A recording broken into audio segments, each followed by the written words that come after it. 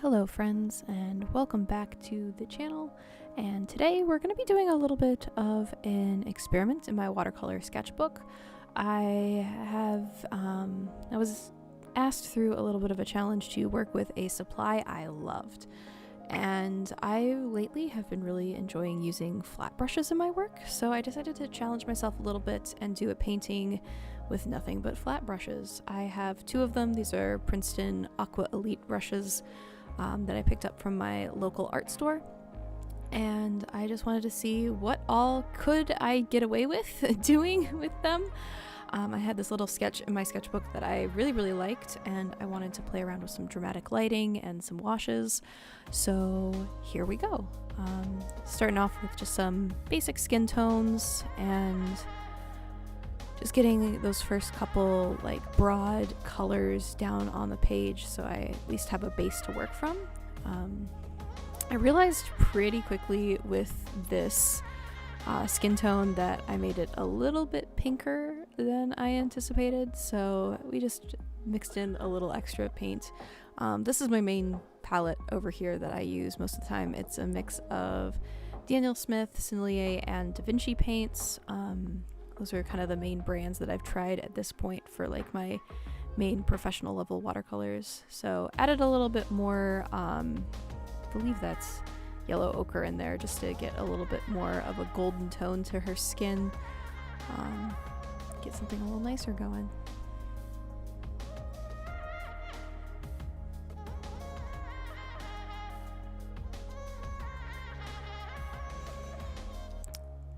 And then I think we're gonna just jump right into her shirt here.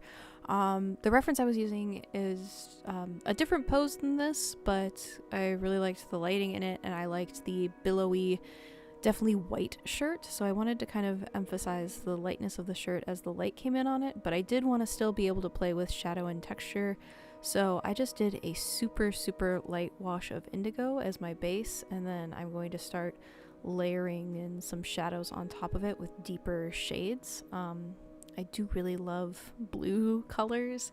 If you ever look at what I actually wear around the house, it's a lot of blues and greens and kind of those cooler tones. And then the other thing that I had here as I was kind of like thinking through, I wanted to kind of start digging in with her hair, kind of like a muted brown.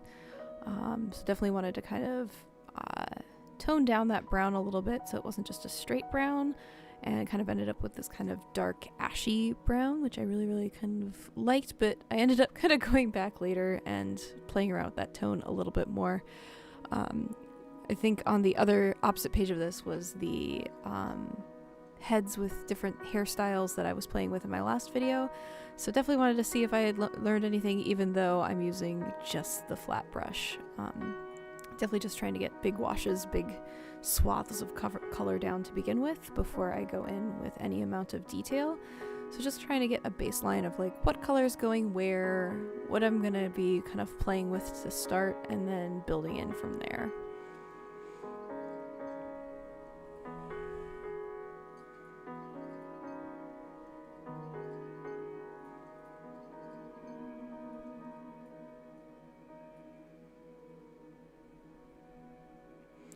And then this was actually a color, I have no idea what this mix was, but I had a palette full of it, so might as well have some fun. I really just actually really like this teal blue. Again, with the blues, me and my blues, love them so much.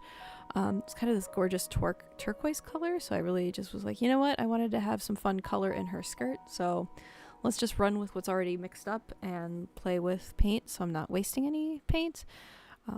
I do find that, you know, I always end up with a bunch of extra mix, and I don't always want to go back to that color, so then I have something sitting on a palette that I'm like, all right, am I going to use this, am I going to not? Half the time I just end up, you know, cleaning it up, wiping it up. So definitely trying to find ways to repurpose mixes and not immediately be like, okay, we're done here. And this is where the challenge of the flat brush started, because I definitely had some details on her face with her lips and eyes that's like, all right, I've got what I think a 1/4 inch flat brush. Let's look here. Yeah, so I have a 1/4 inch and a 1/2 inch flat brush. So that's the entire painting is done using those 2 brushes and trying to figure out what I can get away with each one, especially on some of the smaller details where it's like, okay, I'm using the corner of the brush or just a flat wash of it, just trying to figure out what makes the most sense. It was definitely really important for me to kind of learn and play around with to make sure I was getting the details I wanted. But it also kind of forced me to loosen things up a lot too. I couldn't just go in and get fine lines or anything like that unless I was really patient and tried really hard, but definitely just was looking more for like big broad brush strokes. I think I was moderately successful there. There's some places that I really liked the results, and then other places where it's like, ooh, you could tell I just really needed something a little more detailed to help me out there.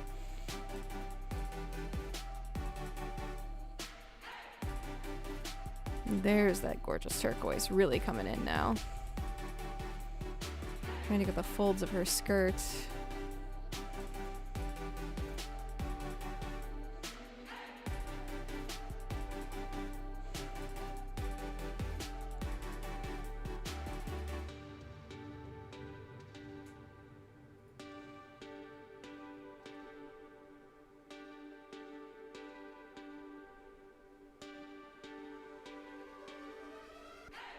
And we go back to the hair.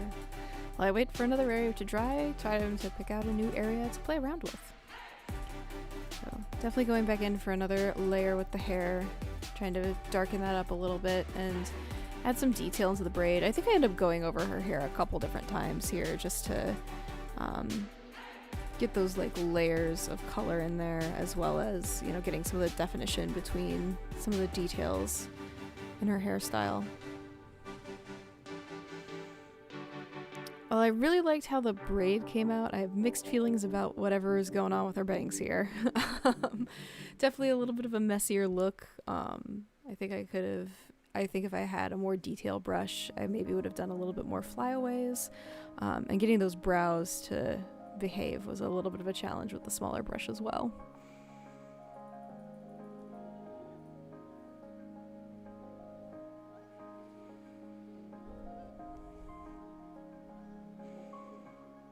Now we're going in for skin layer number 2. Trying to figure out where all the shading and shadows is going to be. There will be some big shadows coming in here later in the video. That was definitely a hold your breath and hope it worked moment.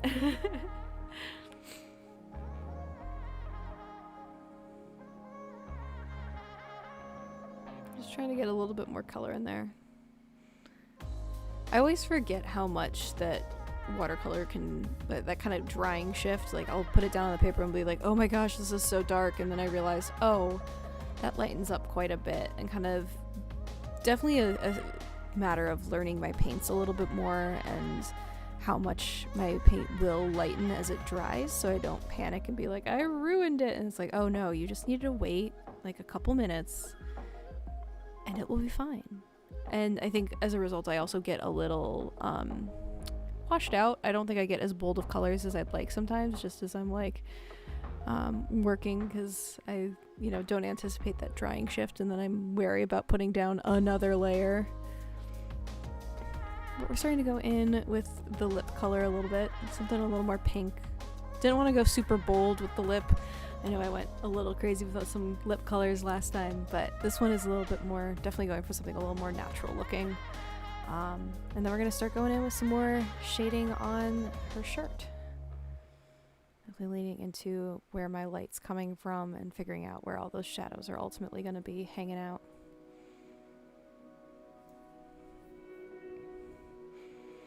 I really like billowy shirts. They're so fun. They're very, like, piratey, I think, in a way. Or something you'd wear to, like, a Renaissance fair costume. They're fun. I need to draw more billowy shirts. And they're fun to paint too, because you get all these like wrinkles and, you know, big blocks of light and shadow as you kind of play around with that texture.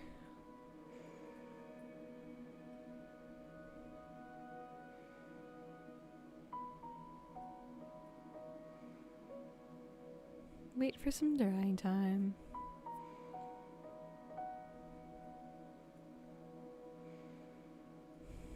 give those lips another go. So I've been playing around with my filming setup a little bit. I think this angle works a little better, other than the fact that my head likes to stick in there from time to time. It's like, hello, I'm listening to music. Here's my bulky headset. But it definitely works a little bit better because I am left-handed. I think you get a little bit clearer shot of what I'm working on than if I was to come from the other angle. Also, because of the way my desk is set up, my PC tower and the drawers on my desk are on the right side of my desk. So I'm not constantly running into them with my elbows, but that would also probably be a really great spot for a camera to sit, but I'm a little blocked in there. So trying something new, and definitely trying a new filming setup here as well, and just kind of like how I'm editing this. So let me know what you think, if I should do more of like the speed paint style versus just raw real-time footage. Definitely one takes more time to edit than the other. I won't say which, but you can probably guess.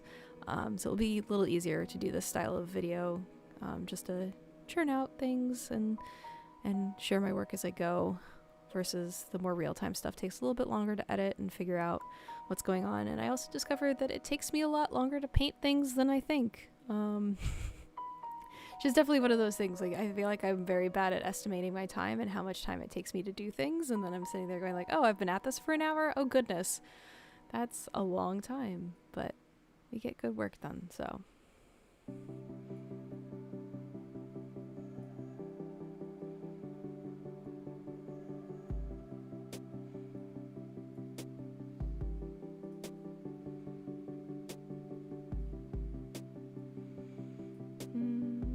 Thinking about it. Any other changes we want to make? More layers? All the layers.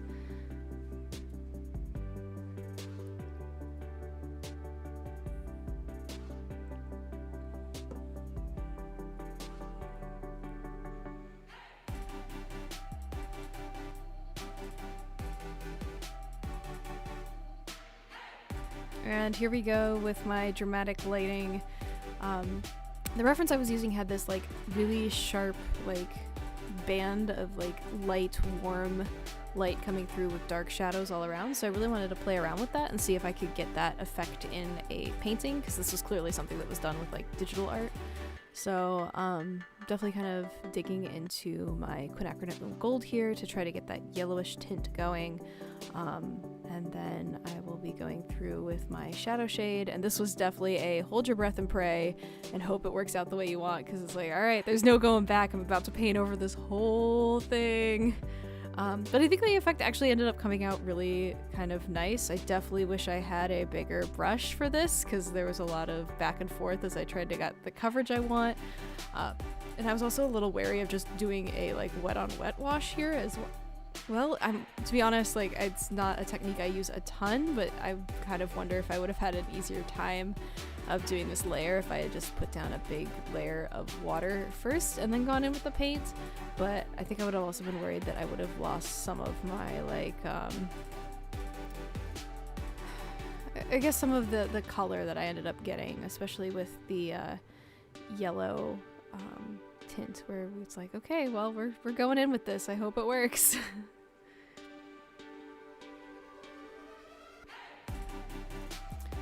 Then definitely needed some dry time after putting all of that down and kind of thinking through like, I think I could have maybe gone in with another layer or just even a darker paint. Again, was not anticipating the dry shift. But at this point it was like, okay, time to just put in some fine details one more time before I get ready to put in some inks.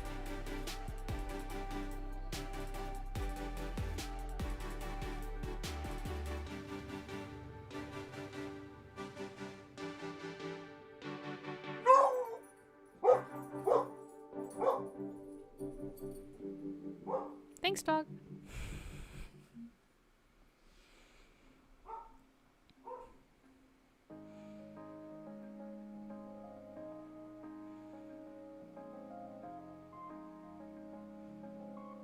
Alright. 2 more final details here. Just giving the hair another go to put some more texture and, you know, shading in there. I think this was definitely something I need to work on my braids a little more, because they're definitely hard to paint, especially when you're using big flat brushes.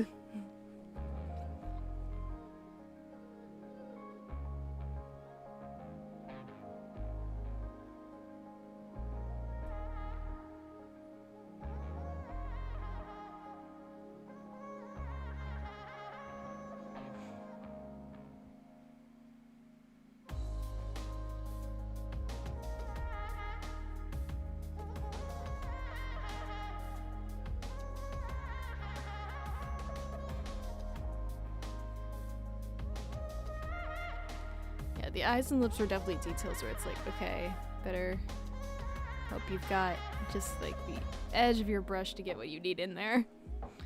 You don't have much real estate to work with.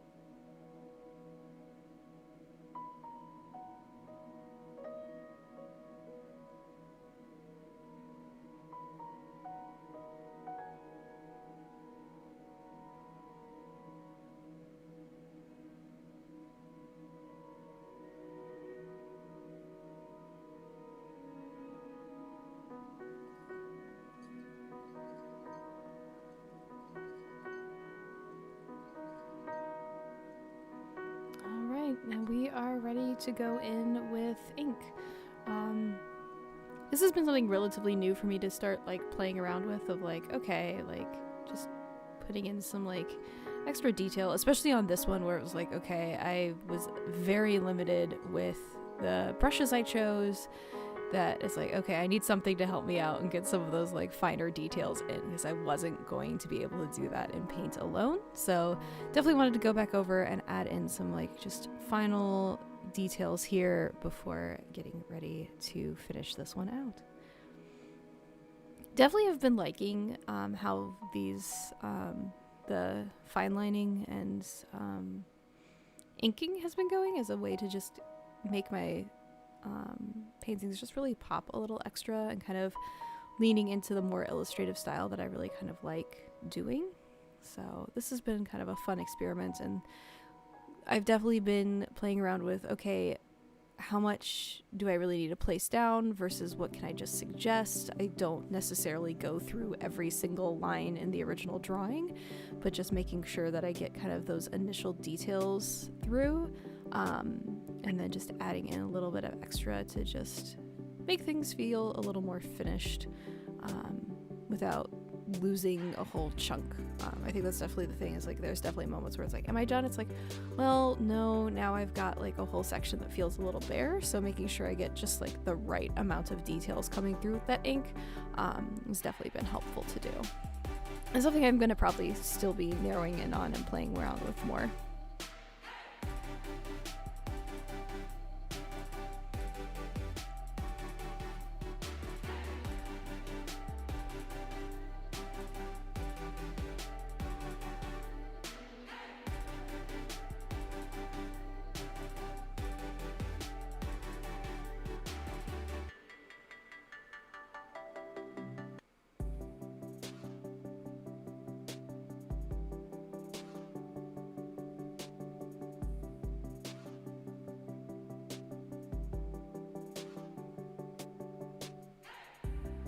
There we have it. There she is. All of the paint palettes. I think I used up every single one I had in this painting, but that's okay. And it made it pretty easy to go back and reference colors that I had already used.